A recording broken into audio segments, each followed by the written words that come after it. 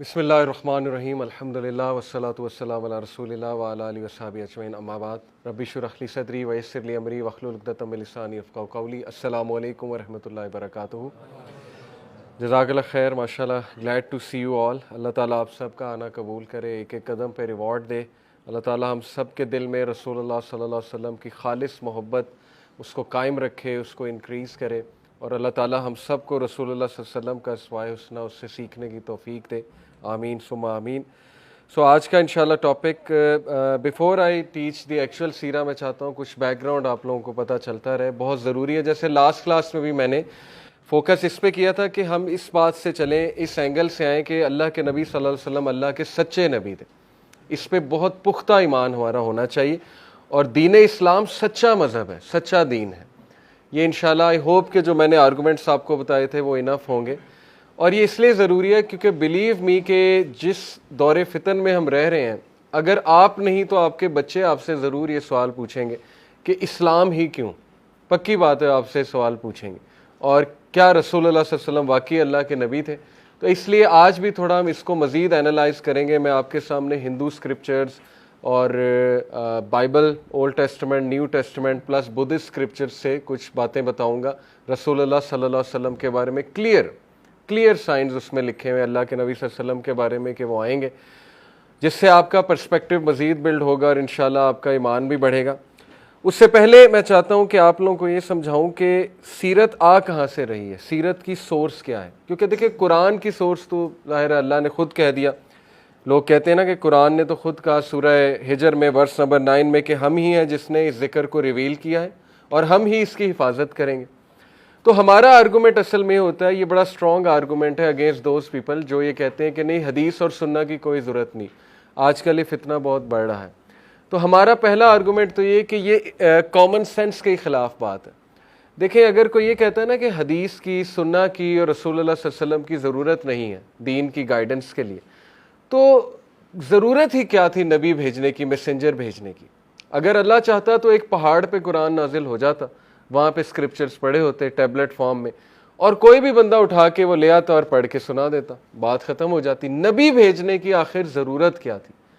تو یہ اللہ تعالیٰ نے قرآن مجید میں بہت واضح بتایا ہے، کئی اس کے ریفرنسز موجود ہیں کہ اللہ کہتے ہیں کہ ہم نے نبی بھیجا ہی اس لیے ہے تاکہ وہ ہماری آیات تلاوت کر کے دکھائے، پہلا پرپز نبی کا یہ ہے۔ دوسرا یہ کہ وہ تمہارا وَيُزَكِّيهِمْ، وہ تمہارا تزکیہ کرے۔ یوزکیہم، تزکیہ کو کہتے ہیں تمہیں پیوریفائی کرے۔ کس طرح تزکیہ کس طرح ہوتا ہے؟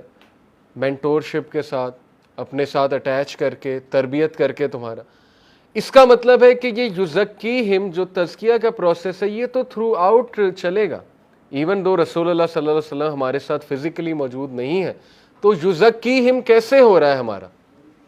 سننا سے۔ ان کی پوری لائف ہمارے سامنے ہے، ان کی ڈسکرپشن ہمارے سامنے ہے، ایون ان کے ایٹنگ ہیبٹس ہمارے سامنے ہیں، ان کے تزکیہ سے ریلیٹڈ پورے چیپٹرز ہیں۔ دیکھیں صحیح البخاری میں آپ دیکھ لیں، صحیح مسلم میں، سنن نبی داؤد میں، کتاب الزہد ہے، اس میں ایسی حدیث ہیں دل کو نرم کرنے والی۔ کتاب الرقاق ہے صحیح البخاری میں، دل کو نرم کرنے والی حدیث۔ تو وہ پورا کا پورا جو میکنزم ہے، فریم ورک، وہ بھی سیو کیا اللہ نے۔ ہمارا آرگومنٹ یہ ہوتا ہے کہ یہ جو سورہ ہجر کی آیت ہے نا، آیت نمبر 9، جس میں اللہ کہتے ہیں کہ یہ بے شک ذکر ہم ہی نے نازل کیا اور ہم ہی اس کی حفاظت کریں گے، اس میں ذکر کا ورڈ ہے، قرآن کا ورڈ نہیں ہے۔ ہمارا یہ آرگومنٹ ہے کہ ذکر پورا کا پورا دین ہے، اور پورے کے پورے دین میں سننا بھی ہے، کیونکہ سننا کے بغیر یزکیہم نہیں ہوگا آپ کا، تزکیہ نہیں ہوگا آپ کا۔ اور پھر کہا کہ وہ تمہیں ایکسپلین کرتا ہے قرآن کی ورسز کو اور حکمت دیتا ہے۔ یہ 4 فنکشنز ہیں ایک پروفٹ کے، ایک رسول کے۔ نمبر 1 کہ وہ آیات پڑھ کے سنائے گا۔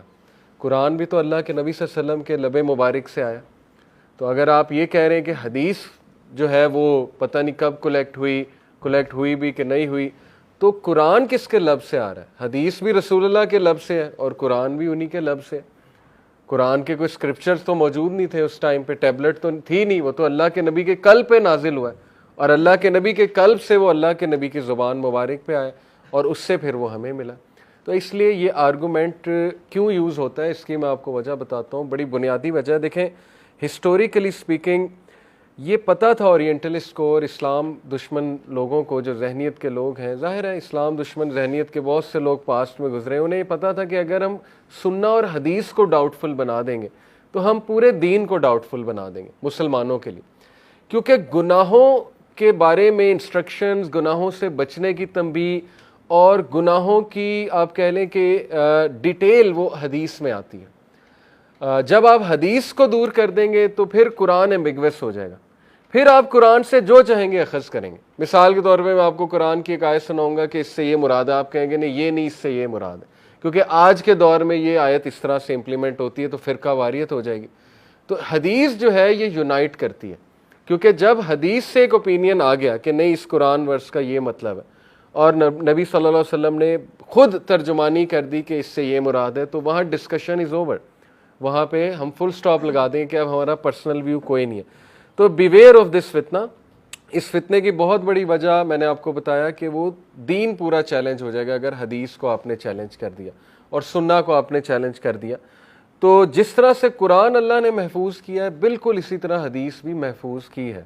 یہ الگ بات ہے کہ حدیث میں پھر ضعیف حدیث بھی ہے، فیبریکیٹڈ حدیث بھی ہے، حسن بھی ہے، حسن غریب بھی ہے، مرفوع بھی ہے، ٹھیک ہے۔ میں نے پورا حدیث سائنسز کا ایک کورس کیا، اس میں ساری ٹائپس پڑھی، لیکن اس کورس میں آئی واز امیزڈ ٹو سی، میرا ایمان اتنا بڑھا کہ تھرو آؤٹ ہسٹری صحابہ نے، پھر ان کے بعد ان کے شاگردوں نے، پھر ان کے شاگردوں نے، پھر محدثین نے کتنی اٹ موسٹ کیئر سے سنہ، سیرہ اور حدیث ہم تک پہنچائی ہے۔ اینڈ ٹو آؤٹ رائٹلی سے کہ یہ تو جی بعد میں کلیکٹ ہوئی ہے، یہ ایک آؤٹریجیس کلیم ہے جس سے آپ ان سارے لوگوں کی محنت پہ پانی پھیر رہے ہیں اور چیلنج کر رہے ہیں، اور قیامت والے دن ہمیں بہت جواب دینا پڑ سکتا ہے۔ سم آف دیم ڈیڈنٹ ایون میری، پتہ آپ کو، امام بخاری نے شادی نہیں کی، امام مسلم نے شادی نہیں کی، امام ابو داؤد نے شادی نہیں کی، فیملی ہی نہیں بنائی۔ کس لیے؟ کہ وہ اس سروس میں اتنے زیادہ لگے ہوئے تھے کہ نہیں، ہم نے امت تک اوتھینٹک حدیث پہنچانی ہے، ہم نے امت تک اوتھینٹک دین پہنچانا ہے۔ تو اس لیے ریممبر دس کہ دین، ذکر جو ہے وہ دین ہے، یہ ہماری جو ہے وہ سلف کی، صحابہ کی انٹرپریٹیشن ہے، اور پورا کا پورا دین محفوظ ہے۔ صرف قرآن مجید دین میں نہیں ہے، حدیث بھی ہے، سنہ بھی ہے اور سیرہ بھی ہے۔ اس کے بغیر جو ہے وہ آپ کی گائیڈ لائن کچھ بھی نہیں ہے، اور انسان پھر یہی ہے کہ پھر اشکالات کا، ڈاؤٹس کا شکار ہوتا ہے، پھر کچھ بھی انسان اپنے لیے حلال کر لیتا ہے، کچھ بھی حرام، کیونکہ ظاہر ہے وہ گائیڈ لائن ہی نہیں موجود، وہ ٹیچر ہی نہیں موجود جس نے ایکچولی اس چیز کو سمجھانا تھا۔ Okay, so be sure about it کہ حدیث ہم تک پہنچی ہے، سنہ ہم تک پہنچی ہے، اوتھینٹک طریقے سے پہنچی ہے۔ تو سیرہ کی کیا کیا سورسز ہیں؟ سب سے پہلی سیرہ تو قرآن اٹ سیلف ہے۔ دیکھیں قرآن میں کئی ایونٹس اللہ سبحانہ و تعالیٰ نے خود مینشن کیے ہیں جو سیرہ ریلیٹڈ ہیں، جیسے سورہ توبہ کھول لیں، سورہ توبہ میں جنگ بدر کے بہت سے واقعات ریلیٹ کیے اللہ نے۔ اللہ نے کہا ریممبر کہ جب اللہ نے 1000 اینجلز اتارے تمہاری مدد کے لیے، تو یہ سیرہ ہی بتا رہے ہیں نا اللہ ہمیں، کہ امیجن کرو کہ وہ اینجلز اتر رہے ہوں گے جبل الملائکہ پہ۔ اور پھر اسی طرح سورہ آل عمران میں جنگ احد کے بہت سے واقعات ڈسکسڈ ہیں۔ پھر دیکھیں سورہ تحریم، وہ آپ پڑھیں تو اس میں اللہ کہتے ہیں نا کہ اے نبی آپ کیوں اپنے لیے وہ چیز حرام کرتے ہیں جو اللہ نے حلال کی۔ یہ بھی سیرہ کا کون سا واقعہ ہے؟ اگین وہ جو شہد والا واقعہ ہے، ٹھیک ہے، تو یہ بھی سیرت بیان ہو رہی ہے۔ اسی طرح آپ دیکھیں سورہ نور ہے، سورہ نور میں واقعہ عف پورا بتایا گیا۔ اسی طرح سورہ احزاب ہے، اس میں جو ہے وہ غزوہ خندق ہے۔ پھر سورہ احزاب میں ہی وہ واقعہ ہے کہ اللہ کے نبی صلی اللہ علیہ وسلم سے اتنا مشکل ڈیسیجن اللہ نے جو ہے وہ کروایا، یعنی دیکھیں نبیوں کو اللہ نے کتنا ٹیسٹ کیا کہ وہی ان کی جو کزن حضرت زینب بنت جہش، جو حضرت زید سے انہوں نے خود شادی کروائی تھی، ان کی جو منہ بولے بیٹے تھے، ان کے غلام تھے، ان سے اب اللہ نے حکم دیا تم شادی کر لو۔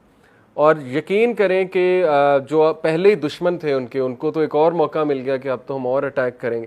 یعنی اتنے مشکل کام اللہ کے نبی صلی اللہ علیہ وسلم سے اللہ نے اس لیے کرائے کہ انہیں پیوریفائی کریں، اور یہ دکھانے کے لیے کہ لیڈر جو ہے وہ پہلا سٹیپ لیتا ہے ریفارمیشن لانے کے لیے۔ تو وہ آپ کو سورہ احزاب سے پتہ لگ رہا ہے۔ سورہ یوسف میں چلے جائیں، وہاں حضرت یوسف کا پورا قصہ۔ خیر، تو قرآن جو ہے یہ پہلی سورس ہے، ٹھیک ہے، کہ اللہ کے نبی صلی اللہ علیہ وسلم کے بہت سے سیرت کے واقعات قرآن میں آ رہے ہیں۔ اسی سے امپورٹنس واضح ہو جاتی ہے اللہ کے نبی صلی اللہ علیہ وسلم کی لائف کی، کہ قرآن مجید 23 سال میں نازل ہوا، اور اللہ کے نبی صلی اللہ علیہ وسلم کی لائف کے ارد گرد ریوالو کر رہی ہیں قرآنی آیات۔ جب کچھ ہو رہا ہے، جیسے طائف کا ایونٹ ہوا تو فلانی صورت نازل ہو گئی، فتح مکہ ہوا تو اذا جاء نصر اللہ والفتح یہ نازل ہو گیا۔ اور عبداللہ ابن مسعود کہتے ہیں صحابی کہ قرآن کی کوئی آیت نہیں کہ مجھے نہ پتا ہو کہ کب آئی ہے۔ یہ ہوتا ہے عالم اور فقیہ، یعنی جس کو قرآن پہ اتنی گرپ ہے کہ وہ یہ تک بتا دے کہ یہ آیت اس ایونٹ پہ نازل ہوئی تھی۔ اور اس طرح کے بہت سے لوگ الحمدللہ آج بھی حیات ہیں، موجود ہیں، بہت جیمز ہیں وہ۔ اور دیکھیں مکی سورج کا ایک مزاج ہے، وہ مزاج آپ تب تک نہیں سمجھ سکتے جب تک آپ کو سیرت نہیں پتہ۔ آپ کے ذہن میں وسوسے آتے رہیں گے، ڈاؤٹس آتے رہیں گے، اتنی سخت ٹون، یہ کیا بات کہہ دی، یہ کیسے ہو گیا۔ جب تک سیرت کا کانٹیکٹ سامنے نہیں رکھیں گے، وہ 4 فیزز نہیں رکھیں گے اللہ کے نبی کی لائف کی، first year to third year, کیا تھا پہلے 3 سال اللہ کے نبی صلی اللہ علیہ وسلم کی دعوت سیکرٹ تھی، ایسے ہی سیکرٹ تھی۔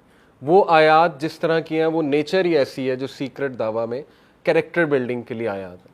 یعنی چند ایک لوگ ہیں، وہ دار ارکم میں بیٹھتے ہیں، وہاں پر بیٹھ کے وہ ذرا مشن پلاننگ کرتے ہیں اور بڑی بڑی باتیں سوچتے ہیں کہ معاشرے کو کیسے چینج کرنا ہے، چند ایک لوگ، اور وہ آیتیں ان کو اسٹرینتھن کرنے کے لیے آ رہی ہیں، وہ آیتیں جو ہیں ان کی کریکٹر بلڈنگ کے لیے آ رہی ہیں، ان کا عقیدہ جو ہے اسٹرانگ، ان کو پہاڑ بنانے کے لیے آ رہی ہیں۔ کیونکہ ان لوگوں نے آگے جا کے ماریں کھانی۔ اس کے بعد اگلا فیز آپ دیکھ لیں، اللہ کے نبی صلی اللہ علیہ وسلم کی لائف اوپن پریچنگ، وہ تقریباً 3 to 6 year of prophethood ہے، اس میں ذرا واضح ہوئے تو شروع میں انہوں نے کیا کیا کہ ریجیکٹ کیا، آؤٹ رائٹ موک کیا۔ جیسے وہ ایک کوٹ بھی ہے نا، بڑا مشہور ہے تو مہاتما گاندھی کا، لیکن بڑا اوتھینٹک اور بڑا اچھا کوٹ ہے۔ اس نے کہا کہ first they will deny you, then they will mock you, then they will fight you and then you win. یہی ہے ایک ریفرمیشن کا پروسیس۔ سب سے پہلے آپ کا مذاق اڑایا جاتا ہے، آپ کو آؤٹ رائٹ ریجیکشن، ڈینائی کیا جاتا ہے، اس کے بعد آپ کا مذاق اڑایا جاتا ہے، اس کے بعد جو ہے وہ آپ کو فائٹ کیا جاتا ہے پراپر۔ یہ پروفٹ کی life is all about this کہ سب سے پہلے آؤٹ رائٹ ریجیکشن، ڈینائی کیا، اس کے بعد مذاق اڑانے پہ آ گئے، اس کے بعد فائٹ کرنے پہ آ گئے۔ تو سیکنڈ جو ہے اس میں پہلے مذاق اڑایا، آؤٹ رائٹ ریجیکشن دی۔ اس میں جو صورتیں ہیں ان کا مزاج ہی ایسا ہے کہ جو صحابہ کو مزید کانفیڈنس دیں۔